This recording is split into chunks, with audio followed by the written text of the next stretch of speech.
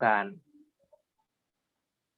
Nah, ada beberapa hal yang harus diperhatikan ketika teman-teman melalui tahap selanjutnya, yakni bimbingan.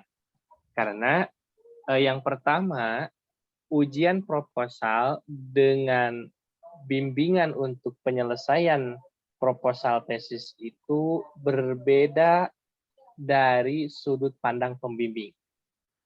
Ini yang selalu menjadi problem mahasiswa semester akhir itu ketika pembimbing 1 dan pembimbing 2 yang telah ditetapkan itu berbeda haluan, berbeda pendapat.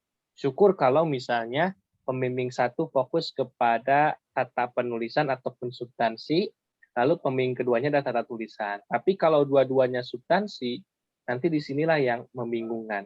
Oleh karena itu, teman-teman semua selain dari proses sumber literatur yang dibaca dan diolah, kita juga harus banyak berkomunikasi dalam perbedaan-perbedaan antara dosen satu dan dosen yang kedua. Yang kedua, kita harus mempunyai sebuah target rencana yang tersistematis untuk penelitian kita. Contoh misalnya kita membuat sebuah penelitian itu telah di-ACC oleh pembimbing. Nah, selanjutnya kita ingin menyelesaikan berapa bulan. Karena ketika kita menyelesaikan 3 bulan dengan 6 bulan, tentu akan berbeda tenaga yang kita gunakan. Nah, dari 3 bulan itu sebenarnya yang harus kita tekankan itu jangan dulu bab 2, bab 3, tetapi rencana apa yang harus dilakukan. Karena dengan rencana itu akan mudah kita tuliskan penelitian hasil yang kita lakukan. Seperti kata Einstein bahwa jika saya diberikan 1 jam, maka 50 menit itu saya akan berencana sematang mungkin, maka 10 menitnya itu saya akan mengerjakan. Nah, oleh karena itu, perencanaan yang harus diperhatikan yang pertama adalah kita punya target berapa bulan, lalu tiap bulan itu apa yang harus kita lakukan. Yang kedua, perlu kita optimalkan hasil analisis. Bab 2, bab metodologi itu sebenarnya bisa kita kembangkan beberapa minggu, tetapi yang lamanya itu adalah hasil penelitian, sehingga perlu namanya decoding. Decoding dalam mengatur hasil penelitian kita. Ini yang harus diperhatikan. Nah, selanjutnya yang harus kita lakukan dalam persiapan itu, yang ketiga ya, tadi yang kedua, itu ialah kesiapan mental kita. Ini pasti akan kita alami termasuk saya juga menjadi mahasiswa akhir yang terbengkalai, yang tentu mental yang harus dipersiapkan. Karena revisi, jadikanlah tiap revisi itu sebagai pembelajaran kita untuk lebih meningkatkan kemampuan diri kita untuk mencapai apa yang kita inginkan. Itu tips dari saya. Selanjutnya dalam proses terakhir, mengenai sistematika yang harus kita pahami. Karena sistematika secara umum itu adalah bab 1 ialah pendahuluan. Dan bab 2 landasan teori. Bab 3 mengenai metode penelitian, metodologi penelitian. Bab 4 itu analisis. Dan bab 5 itu simpulan dan syarat. Nah, konsep ini sama, walaupun boleh jadi ada beberapa teman yang hanya 4 bab. Jadi metode dan landasan teori itu bersambung atau berbeda dengan, namun konsep intinya semuanya sama. Pendahuluan ini yang perlu dimatangkan itu ialah latar belakang masalah. Ini yang harus kuat. Landasan masalah ini yang harus kuat. Kenapa Anda meneliti ini? Nah, ini yang harus kita kuatkan dari pendahuluan itu latar belakang masalah. Nah, Lalu yang selalu ditanyakan tuh kerangka teori seperti apa? Sebenarnya kerangka teori ataupun kerangka berpikir itu adalah ringkasan yang akan dibahas lebih dalam dari landasan teori. Bab 2 itu landasan teori itu menjelaskan teori-teori yang berkaitan dengan penelitian kita. Kenapa harus ada landasan teori? Itu adalah bangunan. Bangunan awal kita untuk melanjutkan penelitian sebelumnya. Saya contohkan misalnya ketika teman-teman meneliti tentang zakat dalam tafsir Al-Maraghi. Nah, ketika zakat ini tentu kita harus melihat teori-teori tentang zakat. Definisi zakat dari zaman klasik, menengah, sampai kontemporer hari ini. Lalu problematikanya dan sebagainya, serta objek yang ingin kita kaji. Di sinilah landasan teori ini sebagai lantai kita dalam proses analisis yang ingin kita lakukan. Terkadang kita juga memasukkan pendekatan-pendekatan yang kita gunakan. Jika kita menggunakan pendekatan semantik, maka kita masukkan penjelasan mengenai semantik. Kalau kita menggunakan pendekatan tafsir maudhu'i, tentu kita akan menjelaskan mengenai langkah tafsir metode maudhu'i. Nah, lantai inilah yang harus dijadikan pegangan dalam proses analisis. Itu yang perlu ditekankan. Pada bab 3, metodologi penelitian ini biasanya kalau tidak salah itu apakah bergabung pada bab 2 atau di bab 1. Saya lupa lagi, tetapi ketika masuk ke jenjang magister dan dokter itu biasanya metodologi penelitian itu masuk pada bab tertentu. Metodologi penelitian yang harus diperhatikan, yang paling dasar itu ketika kita menggunakan metodologi penelitian, ini yang pertama adalah yang harus diperhatikan itu ialah eh, metode apa yang kita gunakan, kualitatif atau kuantitatif. Nah, itu dari metode. Jadi ketika kita menggunakan kuantitatif, karena jarang kalau tidak mungkin bahkan tidak ada yang saya ketahui penelitian-penelitian tafsir yang menggunakan kuantitatif. Ketika lapangan pun kebanyakan pastinya kualitatif. Nah, ketika kita menggunakan kualitatif, cara penyajiannya jenisnya apa? Deskriptifkah atau analisis atau konten analisis? Ini menjadi cara kita untuk mengembangkan penelitian kualitatif. Karena deskriptif ialah hanya menggambarkan apa yang kita lihat. Sedangkan analisis, setelah kita lihat, kita coba tarik makna-makna itu berdasarkan cara pandang pendekatan yang kita gunakan. Nah, yang ketiga yang perlu diperhatikan adalah pendekatan. Pendekatan kita menggunakan apa? Apakah dengan tafsir maudhu'i, lalu yang kedua menggunakan semantika, hermeneutik, atau sebagainya. Nah, ini adalah cara pandang kita ketika maudhu'i, semantik, atau hermeneutik, cara pandang kita dalam proses analisis. Sebenarnya dalam ujian ujian skripsi itu hanya 3 aspek yang ditekankan, yakni metodenya, jenisnya, dan pendekatan yang digunakan.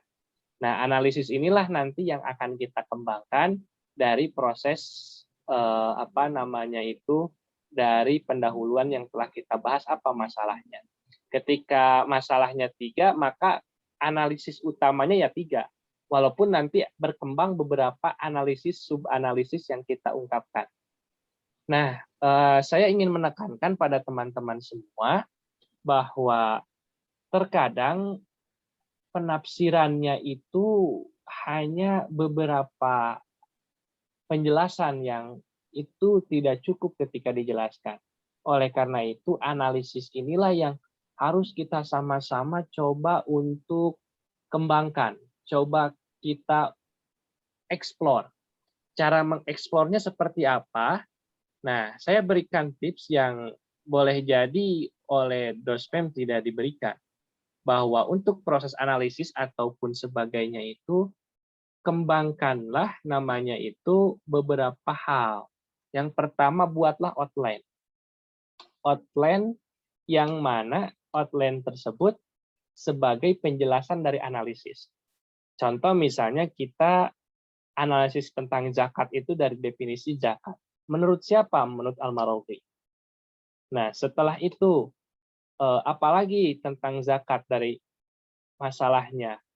Pembagian zakat menurut Al-Mawardi. Lalu zakat pada masa modern.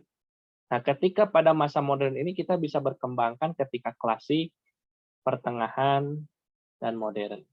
Sehingga kita dapat memahami apa yang harus kita cari.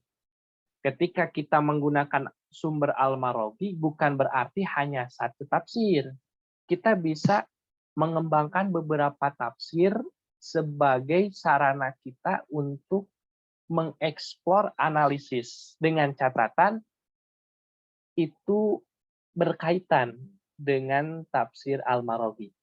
Nah, itu mengenai cara mengembangkan analisis. Dan yang terakhir pada bab 5 ialah simpulan dan saran. Nah, simpulan ini teman-teman semua perlu ditekankan. Ketika rumusan masalahnya satu, maka simpulannya pun satu. Ketika rumusan masalahnya dua, simpulannya dua. Sehingga simpulan itu adalah jawaban dari rumusan masalah yang telah kita ungkapkan. Nah, apa maksudnya? Bahwa ketika kita mengungkapkan rumusan masalah pada bab 1 pendahuluan ada 3, kita ungkapkan menjadi 3. Dengan catatan tidak mengcopy paste, tetapi berupaya untuk mengeluarkan gagasan kita dengan menulisnya. Ketika zakat menanyakan apa zakat menurut Al-Mawardi, bagaimana pembagian zakat menurut Al-Mawardi, bagaimana Al-Mawardi merespon zakat pada masa kontemporer. Nah, ketika kita mendefinisikan zakat, kita ambil substansi zakat menurut Al-Mawardi itu apa. Tidak harus mengcopy paste, tidak ada footnote. Sehingga kita tuliskan bahwa zakat dalam pandangan Al-Mawardi itu ialah mengeluarkan harta yang wajib yang kita miliki dikarenakan ada sebab-sebab sebagainya. Dengan gagasan kita dalam dalam simpulan ini tidak harus banyak. Yang penting satu paragraf tiap jawaban dari simpulan. Dan saran itu ialah kontribusi kita apa yang harus dikembangkan. Yang pertama, memberikan kontribusi bagi penelitian selanjutnya bahwa apa yang saya lakukan itu masih belum selesai dan perlu ditambahkan oleh peneliti selanjutnya. Yang kedua, memberikan saran untuk kontribusi akademik ataupun kontribusi secara masyarakat. Harusnya memang teman-teman semua dari sekarang kita harus memberikan estafet bagi penelitian sebelumnya, bagi penelitian setelahnya, yaitu memberikan celah-celah yang harus diteliti. Sehingga teman-teman setelahnya itu melihat dalam saran itu, ada beberapa hal yang belum diteliti, kita baru berkembang. Terus itu akan menyenangkan dan akan mudah pada tahap selanjutnya. Ini adalah sistematika penelitian. Selanjutnya, merujuk kepada pembuatan abstrak. Nah, pembuatan abstrak ini intinya itu saya hapus dulu.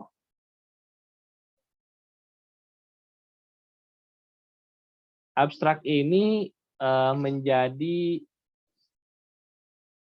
bagian yang penting untuk melihat bagaimana skripsi kita. Nah, abstrak yang kebanyakan kita lihat itu terdiri dari 5 paragraf. Nah, paragraf yang pertama itu adanya namanya LBM, latar belakang masalah. LBM-nya apa? 1 paragraf. Lalu rumusan dan tujuan masalah.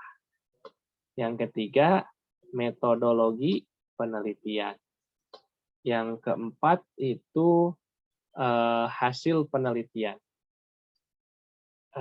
terkadang tujuan masalah itu juga terpisah menjadi 5 atau menjadi 4. Namun saya ungkapkan katakanlah 5.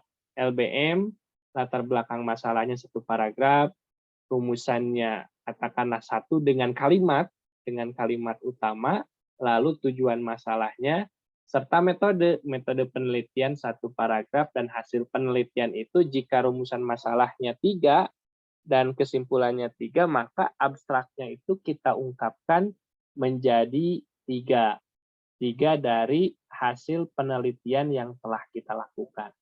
Akhirnya setelah selesai semua, barulah kita mendapatkan hasil dari perjuangan kita menulis tugas akhir, yakni skripsi. Nah, itu saya kira sekilas mengenai apa-apa saja yang harus dipersiapkan. Yang pertama adalah tips untuk mempersiapkan diri kita, perencanaan yang baik untuk dapat menyelesaikan targetnya sesuai harapan yang telah kita tentukan. Yang kedua, sistematika dalam penulisan skripsi, dan yang terakhir mengenai latar belakang ataupun abstrak yang akan kita tulis sebagai penutup dan pembuka dari skripsi kita. Itu saya kira yang bisa disampaikan hari ini. Saya serahkan lagi ke Kang Syauki. Jika ada beberapa pertanyaan ataupun komentar, dipersilahkan. Silahkan kepada yang adik-adik tingkat dulu yang sedang mengerjakan skripsi maupun yang mau siap-siap proposal juga. Silahkan, boleh ditanyakan sekarang.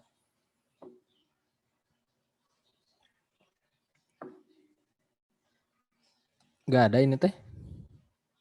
Satu-satunya Kang dipanggil. Oke. Boleh lah. Ya, Za, bagaimana kepada Reza Firmansyah yang kemarin-kemarin nanyain LKIN ngumpul lagi enggak gitu Kang. Iya. Ya, bismillah. Kang Din izin bertanya. Ya kan kemarin juga sebetulnya saya juga udah ngechat Kang Syauki, ngechat juga Kang Dindin. Jadi istilahnya untuk progres TA saya gitu sampai mana-mananya gitu. Kemarin kan ditanyakan juga sama Kang Dindin. Kalau proses sih saya masih proses sekarang. Kemarin baru bimbingan saya dengan dosen pembimbing. Yang apa-apa mungkinnya sedikit ini aja lah ya. Semacam apa ya, curcol atau apa. Iya. Jadi intinya mah kemarin bimbingan dan saya diminta untuk disuruh untuk buat flow chart dan juga outline gitu. Nah, mungkin saya memang baru mendengar istilah ini itu baru gitu, apa kayak flow chart dan sebagainya. Tapi saya juga akhirnya coba cari gimana sih sebetulnya untuk cara pembuatannya gitu. Nah, mungkin saya mau nanyain lebih mendalam lagi terkait flowchart dan outline dulu, Kang. Jadi flowchart itu yang saya pahami sementara ini itu apa ya? Mungkin semacam alur pemikiran atau peta konsepnya lagi lah ya, flowchart itu. Nah, tapi ini juga saya masih proses karena memang butuh waktu untuk memikirkan ini gitu. Tadi juga dari pagi saya coba untuk buat, tapi belum sampai tahap beres lah gitu istilahnya. Nah, terus untuk outline itu kan saya rencananya ingin artikel jurnal, Kang. Iya. Nah, ingin artikel jurnal, berhubung juga dosen pembimbing saya itu salah satunya Bu Izah. Nah, jadi Bu Izah juga mendukung lah gitu istilahnya. Nah, selain itu ya saya mau nanyain tuh apakah outline itu sama aja dengan template jurnal, katakanlah contohnya jurnal Al-Bayan, atau beda lagi sebetulnya gitu. Soalnya saya sih kan dari proposal itu kan sebetulnya udah bisa langsung dicantumkan atau dimasukkan ke template jurnalnya ya Kang ya. Ya, Nah, eh, apakah ini perlu agak dimodif lagi atau kayak gimana gitu? Barangkali ada saran ya dari Kang Dinin atau enggak Kang Syauki gitu. Barangkali. oke. Bang Sauki, poin-poinnya apa saja tadi?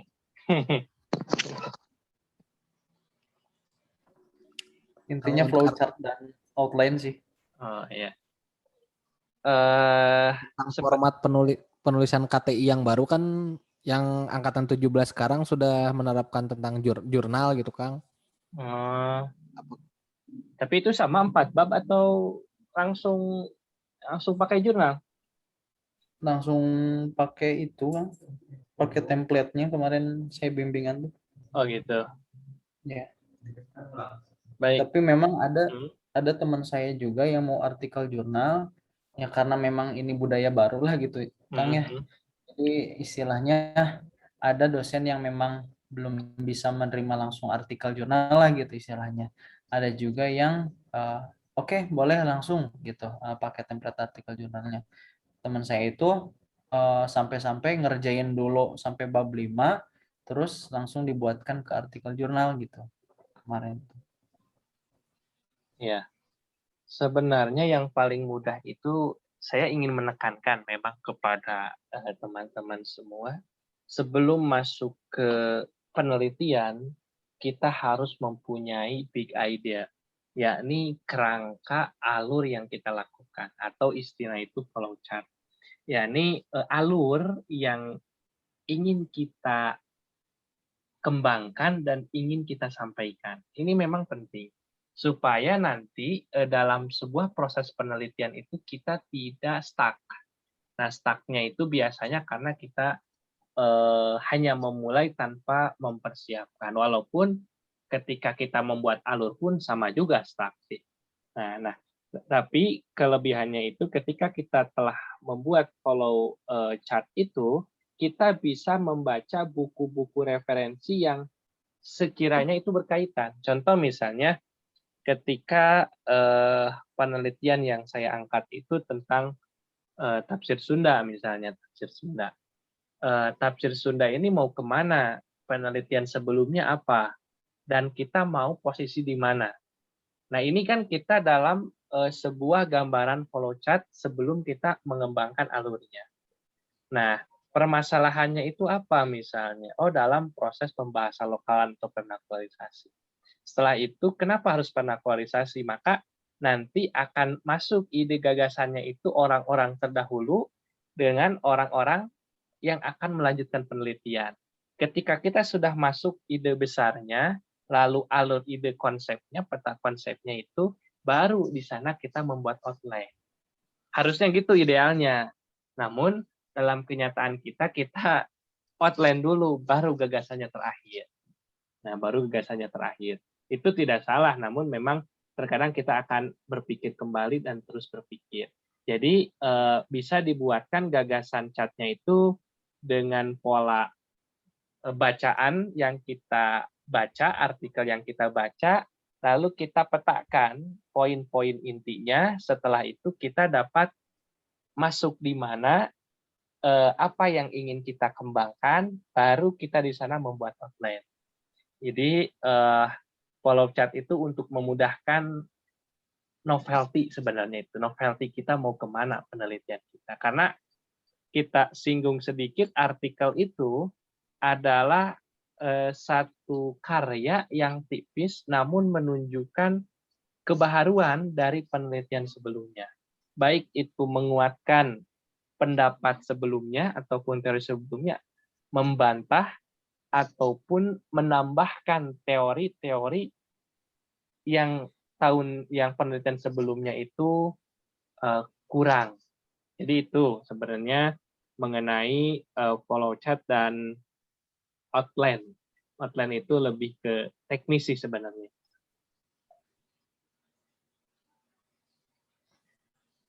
Ya soalnya kan baru gitu tahun 17 kan ya, angkatan 17 yang baru menerapkan KTI itu. Ya, angkatan 16 justru yang mengawalinya sih ada satu orang yang udah lolos artikel dari IAT ya. Dari Akfil juga ada ketua Dema itu kan ini juga artikel jurnal. gitu. Oke, ininya apa? Kita coba buat apa namanya itu judulnya. Oh iya, nah iya maksudnya ke arah situ Kang. Jadi Oke, cara pembuatan itunya gitu. oke, gimana judulnya apa? Judulnya itu Munasabah Munasabah Al-Quran, Al-Quran, bentuk-bentuk munasabah dalam tafsir sinar. bentuk munasabah dalam tafsir Dalam sinar. tafsir sinar karya eh, Abdul Malik Ahmad. Abdul Malik Ahmad. Oke, ini kan judul yang telah dibuat. Kita coba untuk mengembangkan namanya itu gagasannya. Pertama, kita bisa kembangkan dulu itu apa itu munasabah. Nah, ini kan munasabah itu apa? Definisi munasabah itu seperti apa? Misalnya secara sederhana munasabah itu hubungan kan? Ya, Hubungan betul. antara satu ayat atau kelompok ayat dalam Al-Quran. Nah, lalu ada tafsir sinar. Nah, ada tafsir sinar yang menjelaskan mengenai munasabah dalam tafsirnya. Nah, dua hal ini kita coba untuk mengaitkannya. Idenya itu adalah munasabah, lalu ada tafsir sinar karya Abdul Malik. Maka di sini munasabah apa yang ingin kita ungkapkan dalam munasabah ini? Nah, munasabah ini yang ingin diungkapkan apa? Dalam tafsir sinar itu. Novelty-nya itu lebih ke ini kan biasanya munasabah itu dipakai di tafsir yang sistematikanya dengan tertib mushaf. Nah, sedangkan dalam tafsir sinar itu sistematikanya tertib nuzuli. Jadi sesuai turunnya ayat atau surat. Nah, oke. Yang mau dikajinya apa aja? Kalau sesuai rumusan masalah yang dalam proposal saya sih, pertama karakteristik dari tafsir sinarnya. Terus yang keduanya itu lebih ke bentuk-bentuk munasabah yang ada di dalam tafsir tersebut. Tapi kemarin memang Bu Izzah itu mengarahkan, ya saya gali dulu gitu munasabah, kira-kira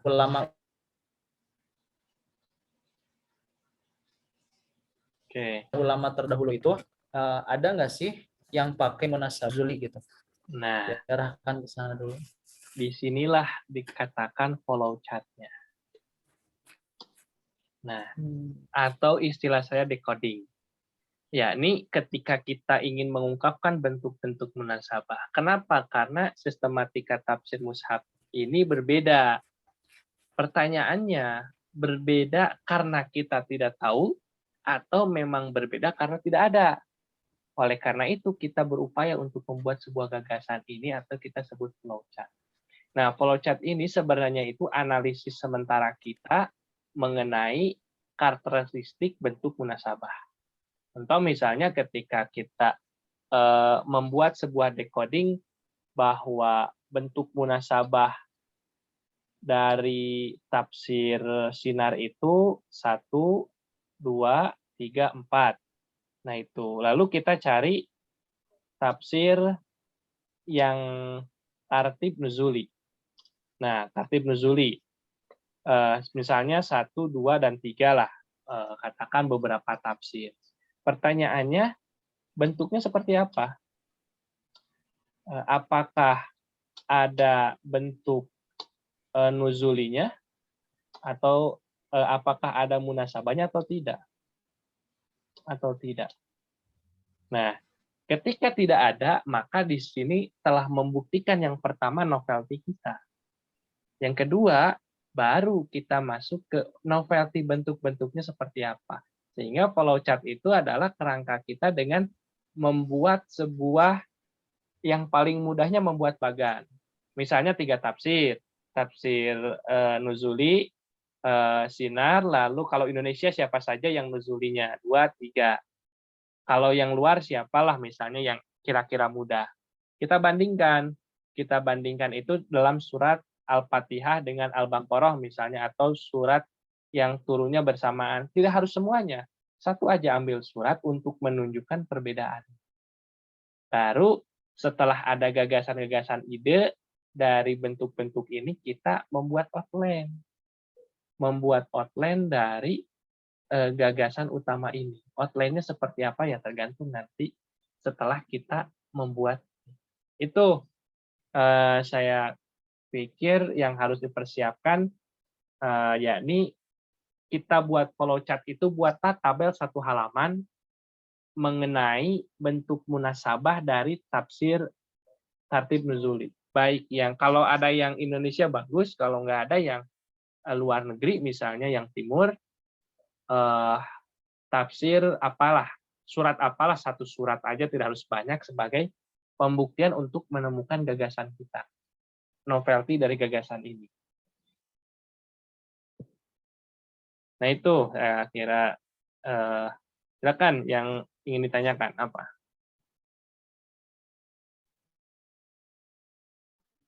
Siap. Sudah lumayan kebayang sih. Silahkan, ada lagi yang ingin ditanyakan? Kang, ABG bade naro sih teh Kang. Wah.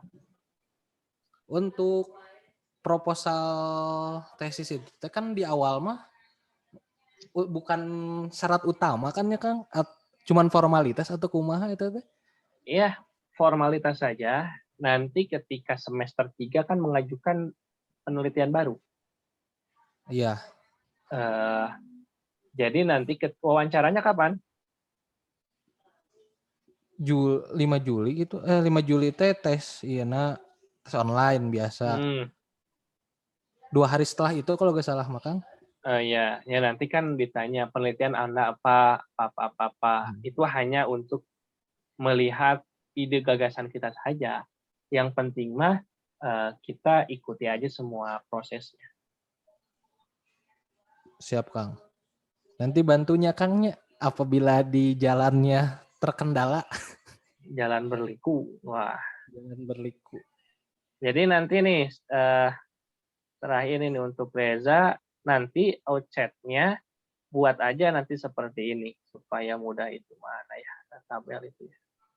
Oh jangan yang ini berarti. Sersinya.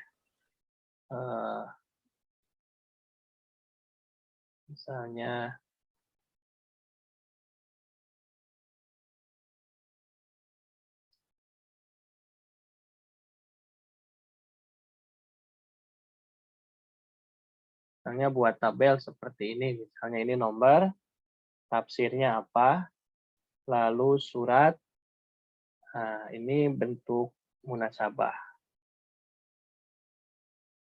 Bentuk munasabah. Ketika ini misalnya dalam Al-Fatihah, misalnya ini tafsir sinar, katakanlah lalu tafsir Al-Maroghi misalnya. Al-Maroghi, lalu tafsir Asy'arawi misalnya Asy'arawi. Surat Al-Fatihah.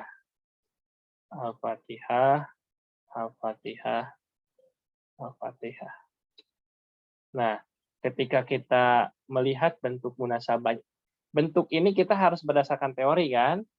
Teori kita harus paham. Misalnya di sini ada munasabahnya seperti ini. Ini tidak ada. Ini tidak ada. Contoh misalnya, oh berarti ini gagasannya baru. Sehingga nanti ketika ke Ibu Ida mau bimbingan, kita bawa decodingnya, dalam pandangan saya decodingnya ini Bu, kenapa gagasan saya ini flowchart-nya. Oke. Hingga ini outline-nya Bu. Dari ini karena memang tidak ada, ini flowchart-nya. Ini outline-nya. Setelah ACC outline, baru berkembang kembali. Karena ini adalah kalau jurnal itu analisis utamanya.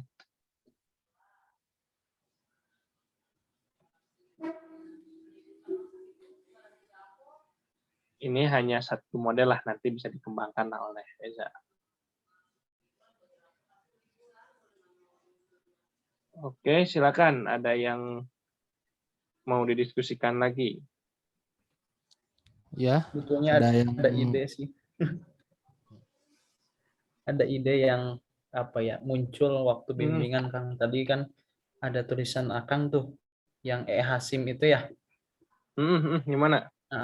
Hasim itu kan Muhammadiyah ya. Ya.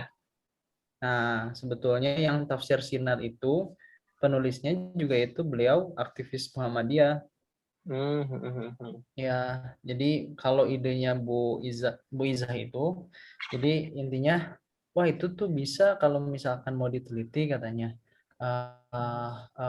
Kan ngelihat di apa sih kerangka berpikir yang proposal saya itu kan ada salah satunya pergeseran penafsiran di kalangan Muhammadiyah gitu. Nah, jadi istilahnya bisa diteliti juga kalau mau gitu nanti ke depannya yang Hasim coba juga dilihat gitu pergeseran penafsirannya gimana kalau nanti ke Abdul Malik Ahmad gitu dan beberapa tokoh lainnya gitu yang ada di Muhammadiyah. Soalnya saya menemukan juga sih penelitian itu gitu.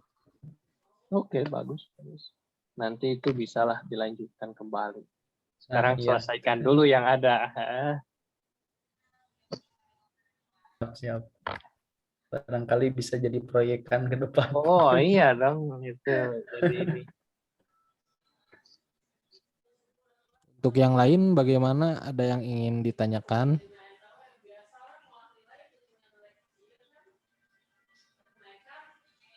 Coba ini dipanggil W-nya Kangnya. Sok. Dede Suryani. Apakah ingin bertanya seputar proposal atau kepenulisan atau kompre juga boleh? Ini adik tingkat semua sih sebetulnya. Oh ya, sebelum ini ya, belum apa namanya itu Mau KKN kalau mereka. KKN ya, ya nggak apa-apa lah. Berarti sebenarnya udah satu langkah di depan teman-teman semua untuk bisa proses penelitian skripsi. Nah, oleh karena itu saya ingin menekankan bahwa jadikanlah menulis itu sebagai apa ya namanya, bukan kebiasaan, tetapi menjadi bagian yang tidak terpisahkan. Karena dengan karya kita bisa hidup walaupun tidak ada yang membaca, karena suatu saat pasti dibaca. Kalau kita menjadi orang besar, tulisan jelek pun menjadi luar biasa. Jadi jangan takut untuk menulis lah. Ya, untuk disimpan sebagai koleksi dan sebagainya. Nah, karena memang menulis itu lebih kepada skill sehingga perlu ketekunan dan kebiasaan yang saya rasakan gitu, yang rasakan dalam menulis. Yuk, mana? Ada lagi yang Ya, laju webinar lah, kemana? Webinar. Hapus.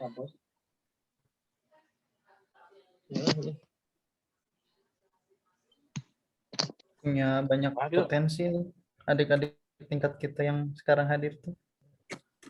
ya boleh, mumpung lagi santai bisa ditanyakan kepada calon doktor. Kadang Fitriani. Ya, Fitriani boleh Ayo. untuk bertanya atau bercerita, silahkan. Kuma.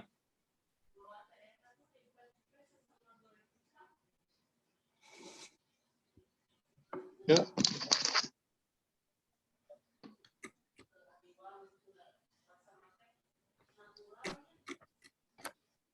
Kalau Fitriani saya sih ngelihat udah lumayan bagus tulisannya, karena kan Pak Dekan ada kelas menulis itu ya, salah satu orang yang apa Oh, ya kepala. istilahnya, salah satu orang yang ulet dalam Oh, menulis itu salah satunya Fitri gitu di kelas menulis. Pak. Kalau saya ngelihat. Fitri itu angkatan Kalau Dede 17, Suryan 18. angkatan 18. Oh, 18. 18. Ai Dede Suryani teh 19 ya? Angkatan sama Empit. Oh, seangkatan semua ya? Iya. Asa kelihatan lebih muda. Heeh. Kalau Dede Suryani kayaknya mungkin bisa jadi penelitian ke kiroat. Kalau saya lihat mungkin Dede Suryani itu lebih potensinya ke sana. Mas Oh, kita iya. juga bisa tuh kayak ke, ya itu bisa ini ya bahasa apa? Bahasa tubuh ya Mas itu tuh ya. Belajar itu kalau nggak salah saya pernah lihat dia di barangkali penelitian-penelitian itu juga bisa dihubungkan dengan potensi-potensi ya teman-teman semua. Hanya sedikit saran. Silahkan buat yang mau bertanya atau ingin sharing-sharing boleh. Dede, Fitriani, Masita.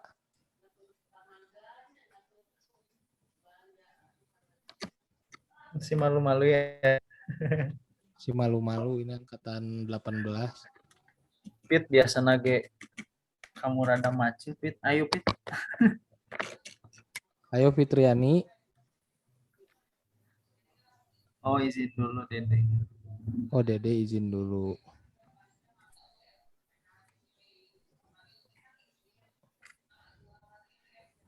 Gimana Fitri? Apakah mau bercerita?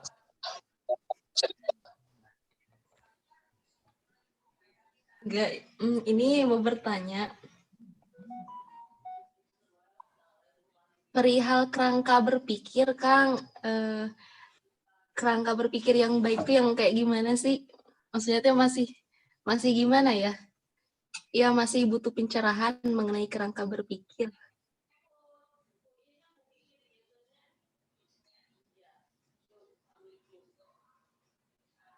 Kerangka berpikir, Kang. Oke. Kerangka berpikir. Kita definisikan dulu. Kerangka itu apa? Ayo, kerangka itu istilahnya itu pola lah. Pola ataupun aturannya. Aturan.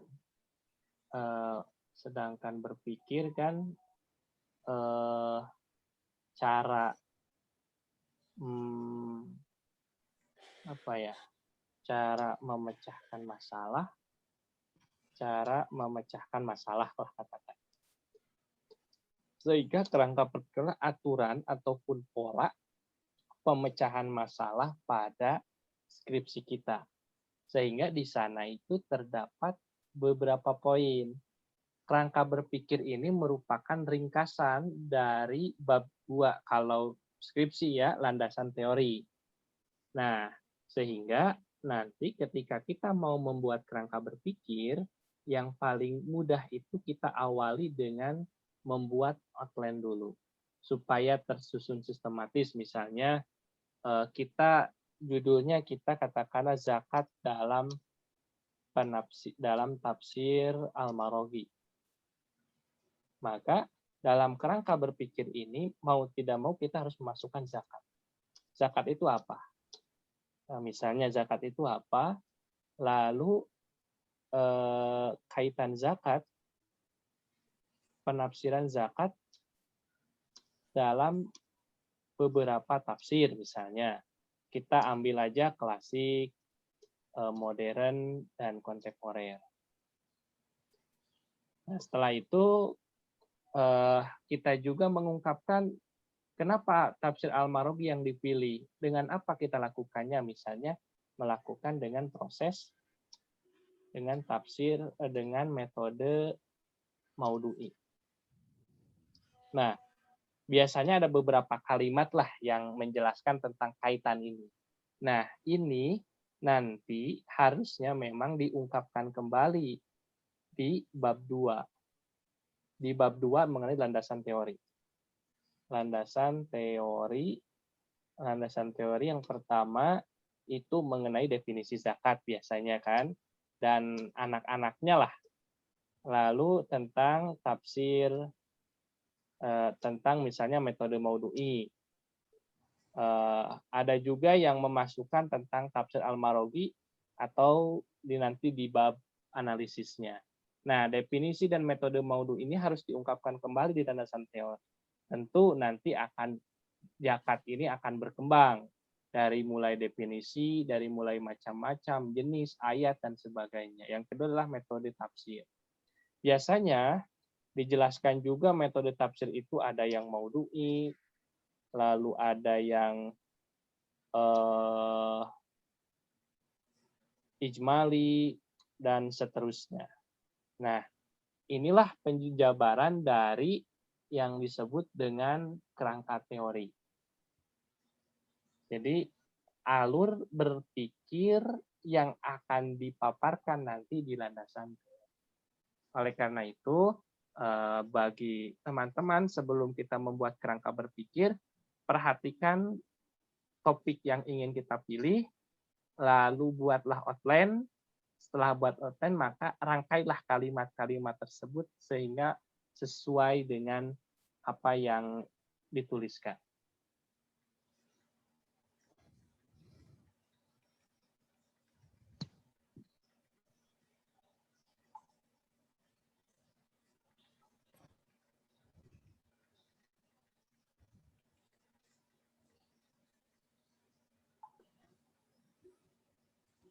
Ayo, silakan.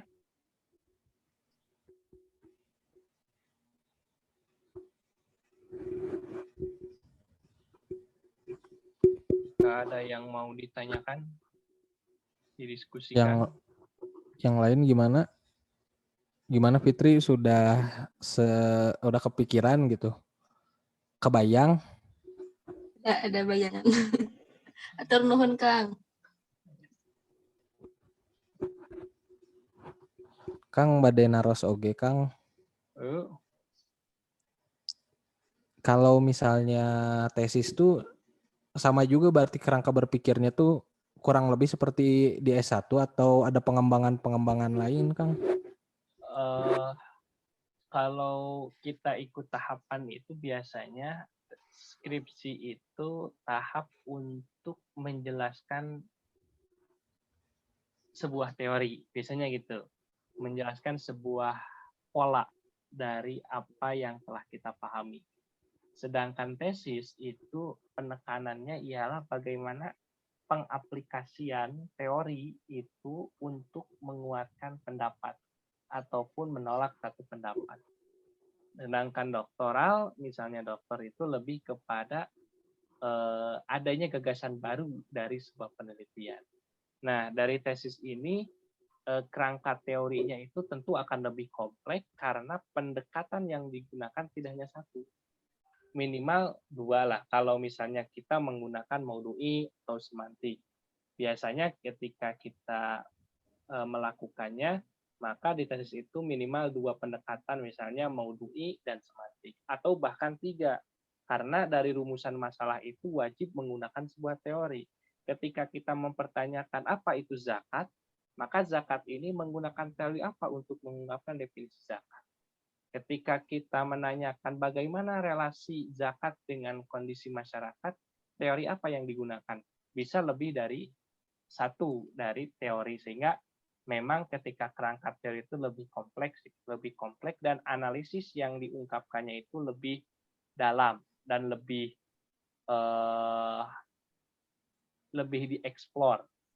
Itu sih kalau dari tesis lebih kesananya lebih banyak.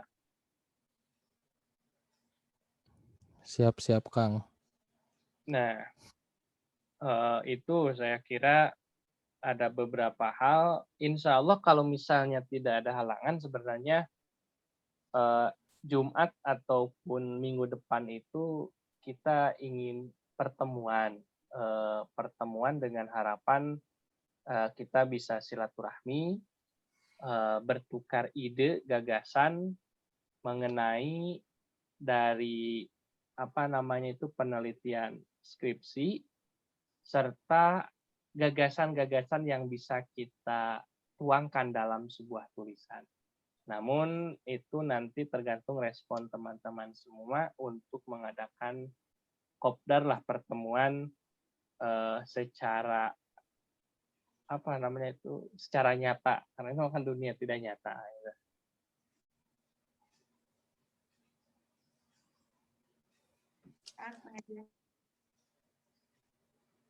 Gimana, ada yang ingin nanya lagi, Dede?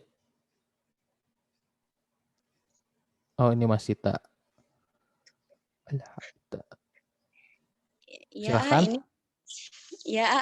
ini tuh mau nanya, saat nanti pengajuan proposal, maksudnya apa yang harus didahului gitu?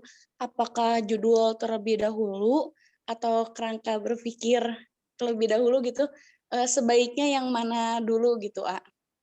Ya udah gitu aja, A, makasih. Ya, dulu itu saya mazhabnya mazhab judul sebenarnya itu. Nah, mazhab judul, saya buat aja judul dulu. Kalau saya dulu itu memang tidak salah untuk orang. Tetapi ketika hari ini saya itu judul banyak ditolak itu, karena mazhabnya judul. Ya, karena mazhab judul banyak judulnya ditolak. Tetapi ketika kita proses untuk fokus kepada decoding, yang tadi decoding tadi itu adalah mencari data-data itu, judul itu bisa rubah-rubah, tapi esensinya sama. Karena apa? Karena kita punya data. Sehingga dalam diskusi itu kita fokus pada data. Karena teman-teman masih panjang ya waktunya, saya kira yang paling enak itu kita decoding data daripada judul. Kecuali kalau yang setengah akan meninggal baru gunakan mazhab judul, ya. Tapi untuk teman-teman yang masih punya waktu itu lebih baik mazhabnya jangan dulu mazhab judul, tapi mazhab data. Bagaimana maksudnya itu? Ketika kita mengatakan bahwa di Jawa Barat bahwa tafsir-tafsir itu mempunyai nilai-nilai kesundaan, kita gampang membuat judul, misalnya nilai kesundaan dalam tafsir A, B, dan C. Tapi pertanyaannya, apakah ada atau tidak di tafsir tersebut? Nah, itu kekurangan dari judul. Nah, kalau kita lebih ungkapkan dulu membuat sebuah data mengenai nilai-nilai Sunda dalam beberapa tafsir, kita olah. Setelah kita olah itu, kita akan kelihatan, oh memang ada dan ada yang tidak ada. Di sana kita bisa mengungkapkan judul yang lain. Dengan boleh jadi sama judulnya ataupun beberapa, tapi tanpa menghilangkan esensi data yang kita dapatkan. Jadi itu saya anjurkan itu jangan dulu mazhab judul. Nanti akan sakit kalau ditolak. Itu sih.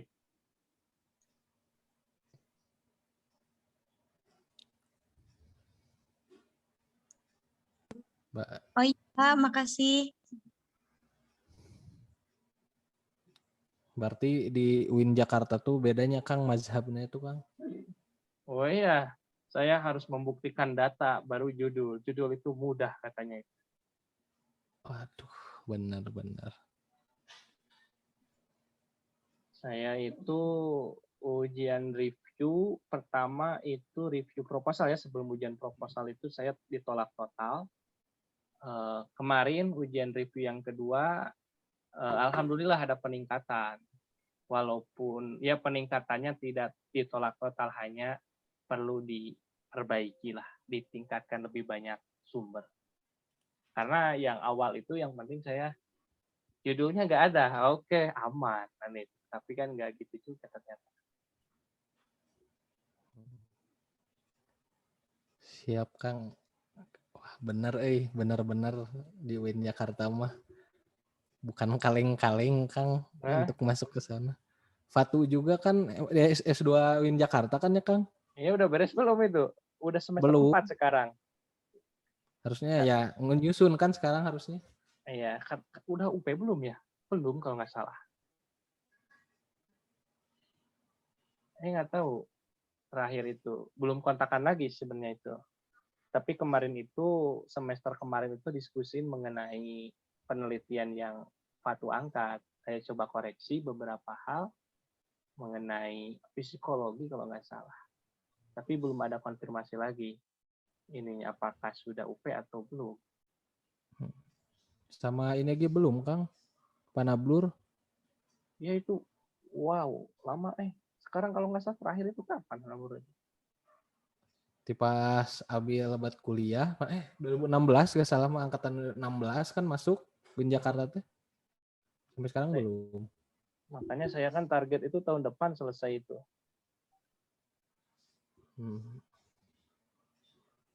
Siap Kang, sok sing lancar Kang. Oh iya, makanya saya minta bantuan teman-teman semua. Saya itu perlu tafsir Sunda ini. Karena tafsir Sundanya nggak komplit. Saya cari online belum ada. Jadi jika ada teman-teman yang punya tafsir, bisa komunikasikan lah. Siap. Satu lagi Dede, gimana mau bertanya? Dede Suryani. Oh ini panjang nih. Izin bertanya mengenai pendekatan. Itu kan ada tafsir Maudhu'i, semantik, sama hermeneutik. Kalau saya penelitiannya lebih ke kiroat. Itu masuk ke pendekatan Maudhu'i. Berarti ya Kang yang dipakainya.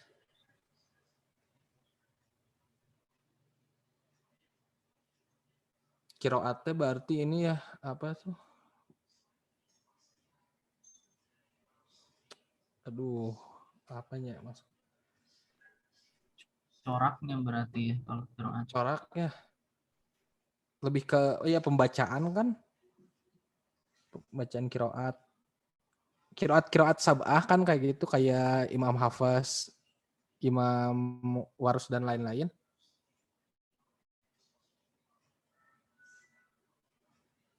Kiroat tuh siapanya? Nu pernah tuh? Nggak tahu nih. Atau barangkali bisa jadi mujawad. Oh iya Kang, kiroat sab'ah tuh. Wah, ini kita harus nerbitin buku kayaknya ini tentang pendekatan-pendekatan dalam tafsir Al-Quran. Karena memang kita itu sedikit dalam hal teori sebenarnya itu. Dalam hal teori. Misalnya kita kalau teori kiroat sebenarnya tinggal hanya sama seperti ulumul Quran sebenarnya itu. Ketika kita menggunakan tentang aspek-aspek yang lain. Nah, untuk kiroat dengan semantik itu saya belum lihat ya penelitian menggunakan semantik. Karena kan semantik itu kata-kata tertentu. Boleh jadi bisa juga sebenarnya itu ketika kita menggunakan, kalau hermeneutika kiroat ada untuk mengungkapkan maksudnya, ada hermeneutik. Kalau Maudhu'i ada. Maudhu'i itu intinya mengumpulkan beberapa bacaan yang sama, kan itu memang Maudhu'i juga. Kalau semantik saya belum lihat, tapi intinya sebenarnya pendekatan itu kita bisa gunakan yang manapun, yang penting itu sesuai dengan bagian objek yang ingin dikaji. Itu. Nah, oleh karena itu teman-teman sebelum kita memilih, saya ingin pendekatan A, pendekatan B, pendekatan C, perlu dibaca dulu, perlu dipahami dulu pendekatannya sesuai atau tidak. Karena pendekatan itu datang dari masalah yang kita hadapi. Contoh ketika kita ingin melihat konteks sosial dari kiroat yang ada misalnya. Nah, konteks sosial ini supaya dapat diungkapkan dengan apa? Tidak mungkin dengan semantik. Misalnya dengan sosiologi atau dengan antropologi. Ketika kita ingin melihat kesamaan kata-kata dalam bacaan kiroat, tentu ada beberapa opsi. Yang pertama misalnya Maudhu'i, semantik, dan sebagainya. Ada juga teori-teori kiroat yang utama yang harus didahulukan. Nah, sisanya pendekatan itu hanya sebatas pendekatan untuk mengungkapkan horizon-horizon yang lain, kalau kata Pak Dadang. Jadi, horizon-horizon yang bagian-bagian tertentu itu ingin diungkapkan yang belum terungkap. Namun, horizon utamanya harus digunakan dengan pendekatan dari qiraat sendiri atau ulumul Quran sendiri.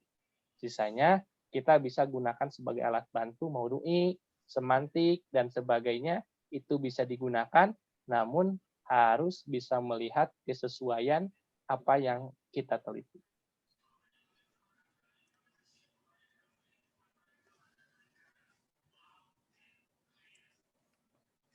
Bagaimana Dede? Sudah cukup tercerahkan? Alhamdulillah tukang ada penerangan. Emang bener Kang harus yang ngebuat buku gitu ya, atau minimal modul lah untuk pendekatan-pendekatan Quran, karena saya Iya. juga kadang lupa-lupa lagi Kang untuk pendekatan tafsir tuh. Ininya. Itulah yang menjadi PR. Sehingga sebenarnya harapan dari LKIN itu selain dari bimbingan yang ya kita sharing itulah, mudah-mudahan angkatan selanjutnya itu bisa ada mentor-mentor yang lain yang bisa ikut membantu gitu. Jadi sehingga regenerasinya itu terus berjalan, kajian-kajian keilmuannya terus berjalan. Yang kedua itu kita bisa menularkan karya. Tidak harus karya itu terbit di ISBN atau sebagainya, namun bisa dibaca oleh teman-teman sekitar kita sebagai eksplorasi lah itu. Sebenarnya itu sih. Mudah-mudahan angkatan ini bersama saya juga, Kang Syauki, kita bisa memberikan sebuah karya lah. Karya yang hari ini mahasiswa sekarang itu lebih mementingkan aspek di luar tulis menulis gitu, lebih mementingkan aspek yang lain. Nah, ini juga sebenarnya bisa menjadi celah kita untuk mengembangkan kemahasiswaan itu dengan berbagai karya.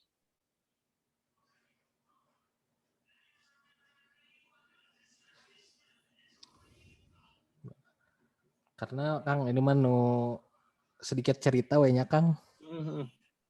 Pas udah lulus nih, terus menghadapi dunia kerja, yang kayak gini tuh pasti jarang dibaca-baca lagi teh Kang. Ya, Jadi betul.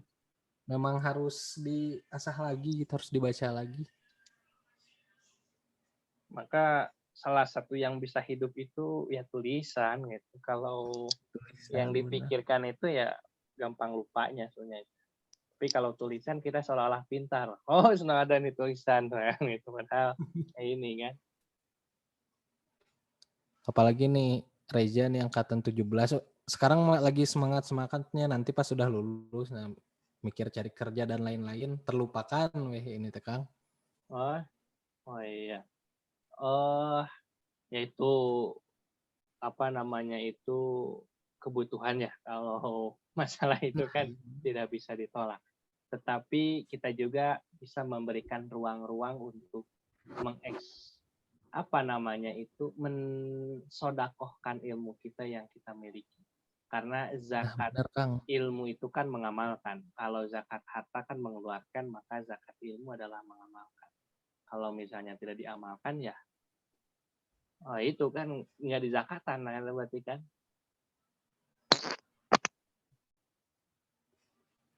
Ya ada yang ingin bercerita kembali atau ingin menyampaikan sesuatu, boleh. Kang Dintin pilih Prayogi tafsir Sunda mah di angkatan saya teh ada yang skripsinya mau ke tafsir ini Kang, Apa? tafsir Malja. Malja Tolibin ya? Oh ya, saya punya Ya, juga ya. Mau kopi. yang Kiai Haji Ahmad Sanusi. Itu teman sekelas pisan. Oke, nanti saya ini dulu badannya apa? Tadi apa namanya itu diinventarisir dulu. Siap. Karena saya itu masih dilema sih. Sebenarnya tuh saya ingin cepat selesai dengan waktu yang singkat dan tenaga yang singkat, tetapi ternyata harus ada tenaga ekstra ternyata itu kan. Tenaga ekstra dengan beberapa karya. Nah, saya belum berani memasukkan beberapa karya jika ternyata tidak ada tafsir yang saya yakini itu saya dapat gitu. Ketika saya mencantumkan, ternyata ketika dicari nggak ada kan bingung gitu.